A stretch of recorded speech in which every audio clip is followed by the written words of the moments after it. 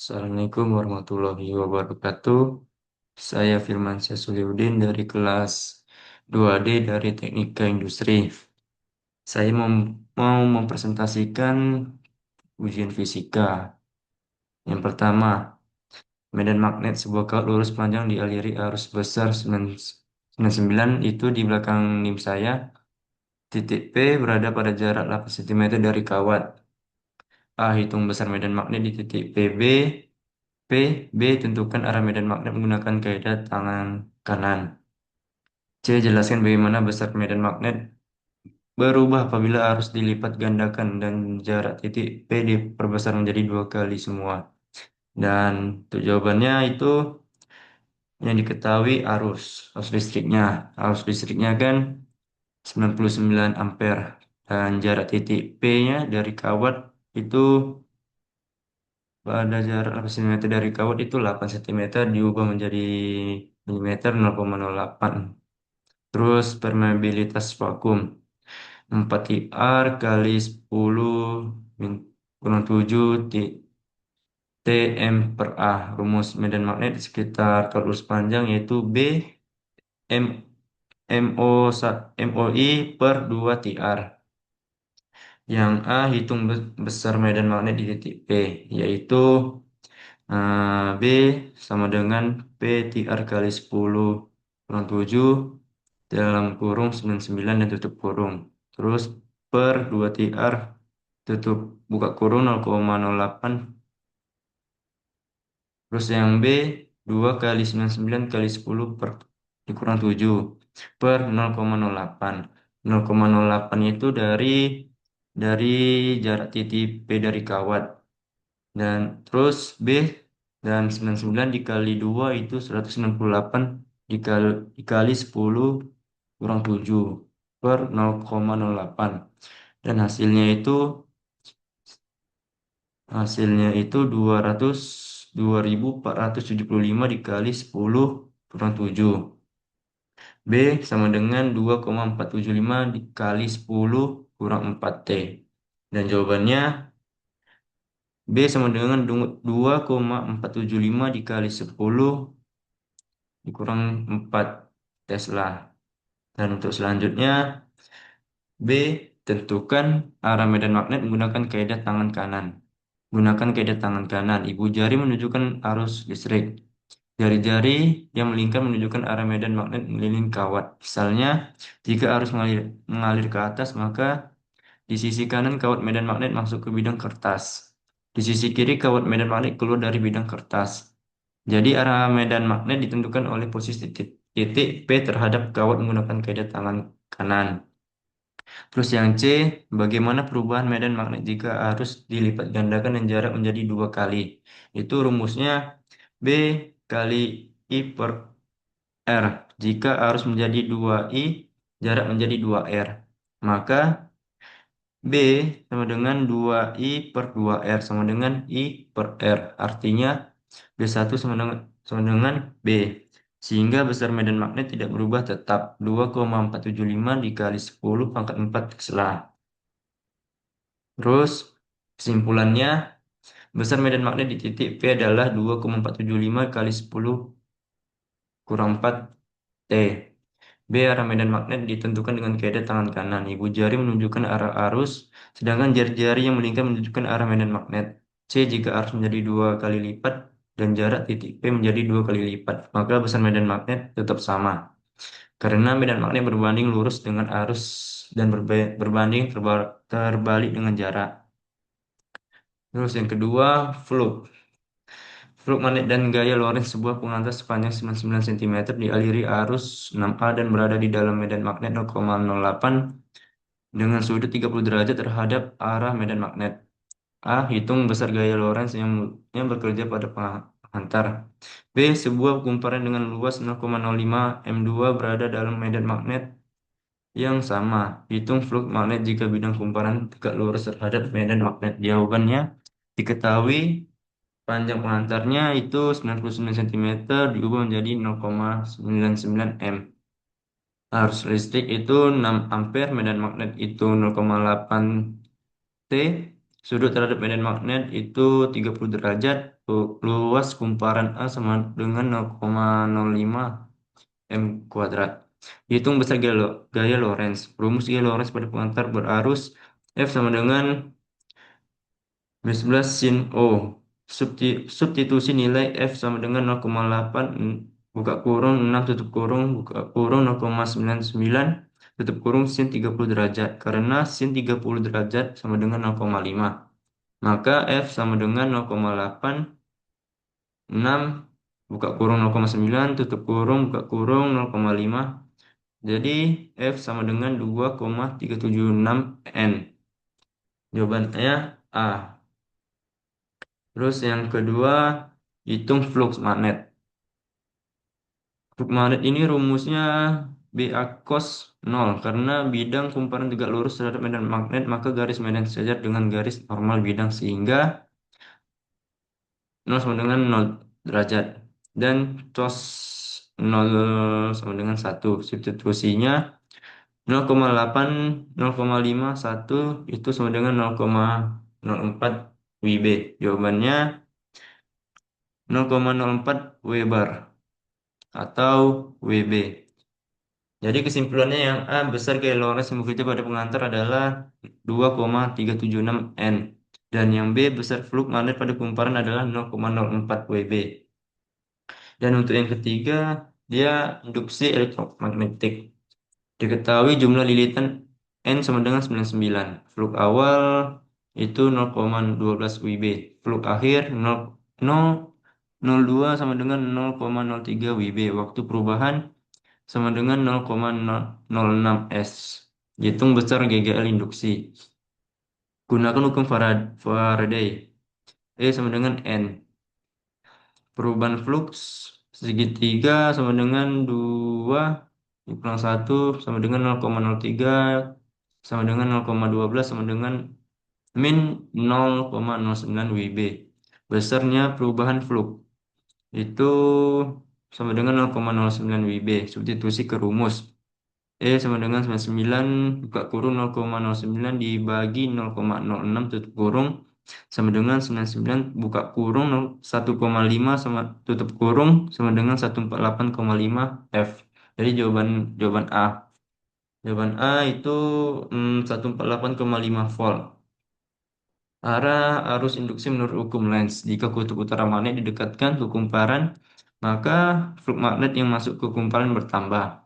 Menurut hukum Lenz, arus induksi akan menghasilkan medan magnet yang menantang perubahan flux tersebut. Artinya, sisi kumparan yang menghadap magnet akan berubah menjadi kutub utara agar menolak kutub utara magnet yang datang. Dengan kaidah tangan kanan agar sisi kumparan menjadi kutub utara, maka arus induksi harus mengalir berlawanan arah jarum jam jika dilihat dari arah magnet. Jawaban B, arah arus induksi berlawanan arah jarum jam dilihat dari sisi magnet. Alasannya sesuai hukum Lenz, arus induksi selalu menantang perubahan flux magnet yang menyebabkannya. Terus yang keempat itu induktansi diri. Diketahui induktansi L sama dengan 5H. Arus awal itu satu satu sama dengan 2A. Arus akhir 12 sama dengan 99A. Waktu segitiga T sama dengan 0,25. A. Hitung besar garis induksi diri. Rumusnya E sama dengan L segitiga I per segitiga T. Perubahan arus segitiga I sama dengan 99 kurang 2 itu 97A. Substitusi E sama dengan 5. 97 per 0,25. E sama dengan 5388 sama dengan 1940 F. Jadi jawabannya itu 1940 volt. Mengapa GGL induksi diri selalu menentang perubahan arus? Berdasarkan hukum Lenz, GGL induksi diri selalu memiliki arah yang menentang perubahan arus yang menyebabkannya. Jika arus bertambah, GGL induksi berusaha mengurangi kenaikan arus. Jika arus berkurang, GGL induksi berusaha mempertahankan arus agar tidak turun terlalu cepat. Hal ini terjadi karena dalam medan magnet arus tetap terjaga sehingga perubahan arus tidak dapat terjadi secara tiba-tiba. Ringkasannya, induksi elektromagnetik yang A itu GGL induksi sama dengan 148,5 volt. Yang B, arus induksi perlawanan arah jarum jam dilihat dari sisi magnet karena menantang perubahan flux sesuai hukum Lenz. 4. Induktasi diri. Yang A, GGL induksi diri sama dengan 1940 volt. Yang B, GGL induksi diri selalu menantang perubahan arus sesuai hukum Lenz sehingga menghambat kenaikan arus atau mempertahankan arus saat menurun. Terus yang kelima itu induktasi mutual dan energi induktor. Yang A, hitung GGL induksi pada kumparan sekunder. Diketahui induktasi mutualnya M 0,4 H. Laju perubahan arus primer. Jadi D, D, DI per DT sama dengan 99 A per S. Ditanya besar GGL induksi. Penyelesaiannya rumus GGL induksi mutual E sama dengan M D1 DI per DT. Substitusi nilai E sama dengan 0,4 kali 99 sama dengan 39,6 V. Jawabannya 39,6 volt. Terus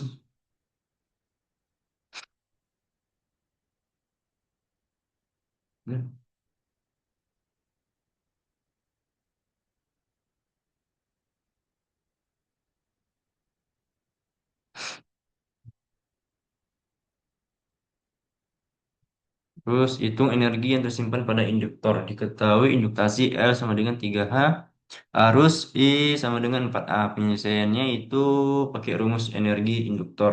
E sama dengan 1/2 LI kuadrat. Substitusi E sama dengan 1/2 buka kurung 3 tutup kurung buka kurung 4 kali 2. E sama dengan 1,5 dikali 16. E sama dengan 24 J. Jawabannya berarti E sama dengan 24 Joule.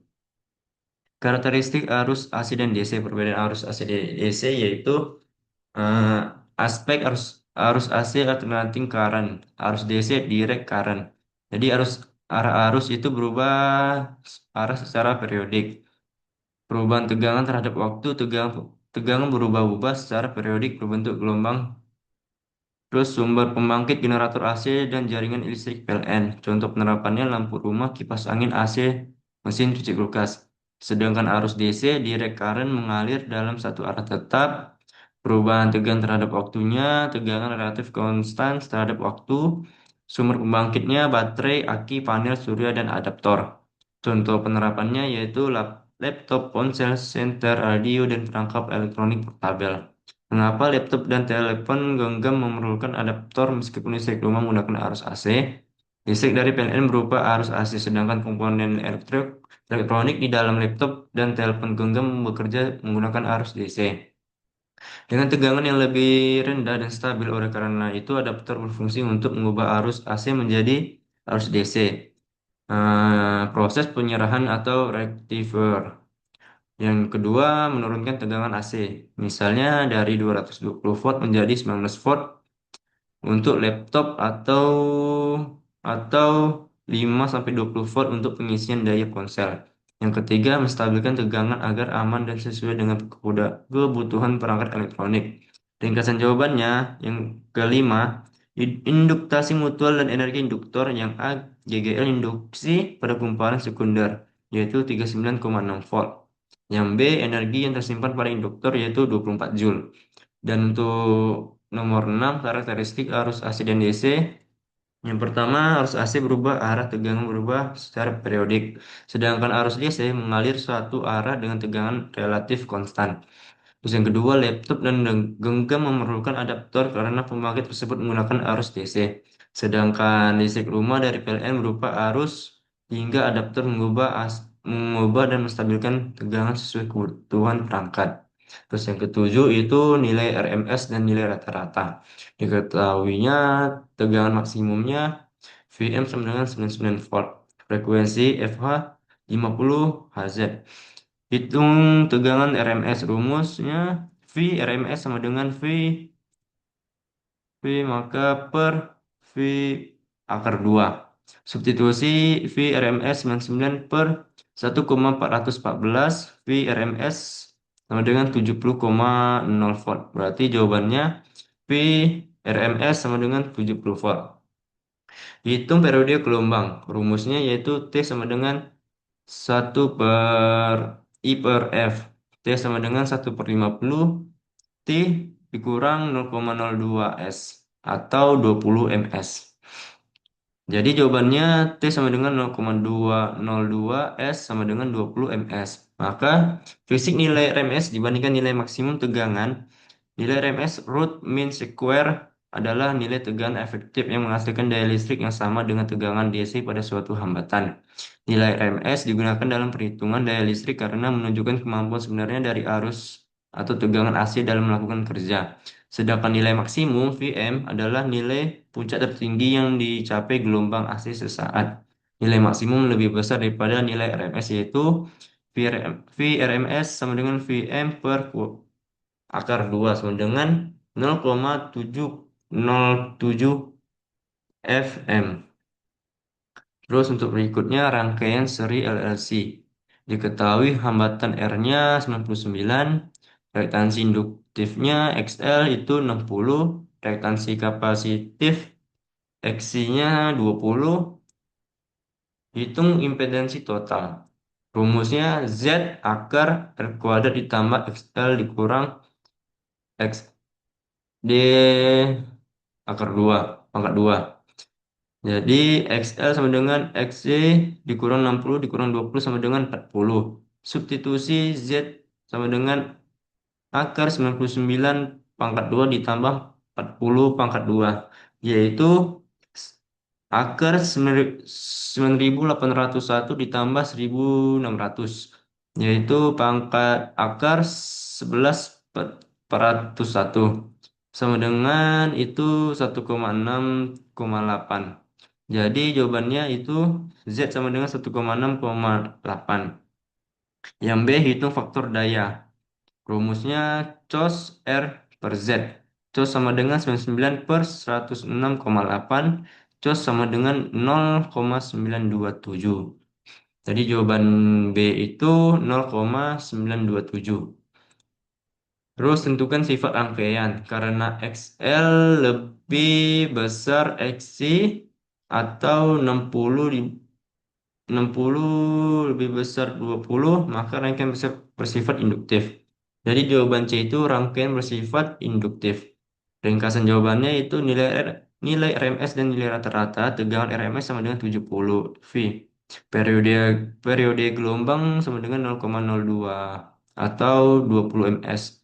Yang C, nilai RMS merupakan tegangan efektif yang setara dengan tegangan DC dalam menghasilkan daya yang sama, sedangkan nilai maksimum adalah nilai puncak tertinggi dari gelombang AC. Yang ke-8 rangkaian seri LC. Yang A impedansi total yaitu 106,8. Yang B faktor daya itu 0,9227. Yang C rangkaian bersifat induktif karena XL lebih besar XC. Terus yang 9 itu ada resonansi pada rangkaian LLC diketahui induktansinya 0,20 H, kapasitansi 99 sama dengan 99 dikali 10 kurang 6 V. A, hitung frekuensi resonansi, yaitu Vn sama dengan 1 per 2 TR akar LC. Substitusinya Vn sama dengan 1, 2 TR 0,20 99 dikali 10 dikurang 6. Vn 1 akar 1,98 dikali 10 kurang 5 yaitu 0,00445. Vn 1 per 2 TR buka kurung 0,00445. Terus Vn sama dengan 1 per 0,02795. Jadi jawabannya itu Vn sama dengan 35,8 Hz. Yang ke-8, yang B, apa yang terjadi saat resonansi? Pada kondisi resonansi, reaktansi induktif sama dengan reaktansi kapasitif. XL sama dengan XC.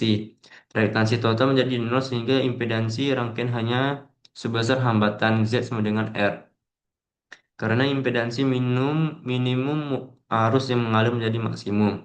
Tegangan pada induktor dan kapasitor dapat bernilai besar tetapi saling meniadakan sehingga tegangan total sumber tetap sesuai. Jadi jawaban B, pada saat resonansi impedansi rangkaian mencapai nilai minimum sama dengan hambatan, sehingga arus yang mengalir menjadi maksimum karena XL sama dengan XC. Terus yang ke-10, transformator, generator, dan motor listrik. Tiga alat tersebut merupakan penerapan konsep elektromagnetik tetapi memiliki cara kerja yang berbeda. Yang medan magnet, transformator memanfaatkan medan magnet bolak-balik untuk memindahkan energi dari kumparan primer ke kumparan sekunder. Yang generator menghasilkan listrik dengan memutarkan kumparan atau magnet sehingga terjadi perubahan medan magnet. Terus motor listrik memanfaatkan medan magnet untuk menghasilkan gaya yang memutar rotor. Terus yang B, flux magnet. Transformator flux magnet berubah-ubah di dalam inti besi sehingga menimbulkan tegangan induksi. Terus generator perubahan flux akibat peraturan menghasilkan GGL induksi. Motor flux magnet berinteraksi dengan arus listrik sehingga menghasilkan torsi. Terus hukum Faraday, transformator tegangan induksi muncul karena perubahan flux magnet pada kumparan. Generator energi mekanik diubah menjadi energi listrik melalui induksi elektromagnetik. Motor prinsip prinsip Faraday berkaitan dengan timbulnya GGL. Balik back EMF saat motor berputar. D. Hukum Lenz. Transformator arus induksi selalu menentang perubahan flux magnet. Terus generator arah arus induksi menentang penyebab perubahan flux sesuai hukum Lenz. Terus motor timbul gagal balik yang menentang tegang sumber sehingga mengatur arus listrik. Terus induktansi transformator terjadi induktansi yang bersama mutual inductance antara dua kumparan. Generator kumparan memiliki induktansi yang memengaruhi tegangan keluaran. Motor, kumparan, stator, dan rotor memiliki induktansi yang memengaruhi performa motor. Terus arus AC dan DC. Transformator hanya bekerja dengan arus AC karena memerlukan perubahan flux magnet. Generator dapat menghasilkan arus AC atau DC tergantung jenis generator. Terus motor tersedia motor AC dan motor DC sesuai sumber listrik yang digunakan. Contoh penerapan dalam kehidupan sehari-hari, transformator itu dipakai sebagai charger HP, adaptor laptop, gardu, distribusi listrik PLN. Terus untuk generator itu genset pembangkit listrik tenaga air, pembangkit listrik tenaga angin. Sedangkan motor listrik itu kipas angin, pompa air, mesin cuci, blender, bor listrik, dan kendaraan listrik. Terus ringkasan jawabannya, yang 9 itu frekuensi resonansi 3,35,8 Hz. Pada resonansi XL sama dengan XC, impedansi menjadi minimum, C sama dengan R, dan arus menjadi maksimum. Transformator, generator, dan motor listrik itu yang nomor 10. Ketiganya bekerja berdasarkan medan magnet, flux magnet, hukum Faraday, hukum Lenz, dan induktansi. Transformator memindahkan energi listrik menggunakan induksi elektromagnetik. Generator mengubah energi mekanik menjadi energi listrik. Motor listrik mengubah energi listrik menjadi energi mekanik. Contoh penerapan charger atau adaptor transformator. Genset itu generator. Genset generator serta kipas angin dan pompa air itu motor listrik. Sekian presentasi dari saya. Wassalamualaikum warahmatullahi wabarakatuh.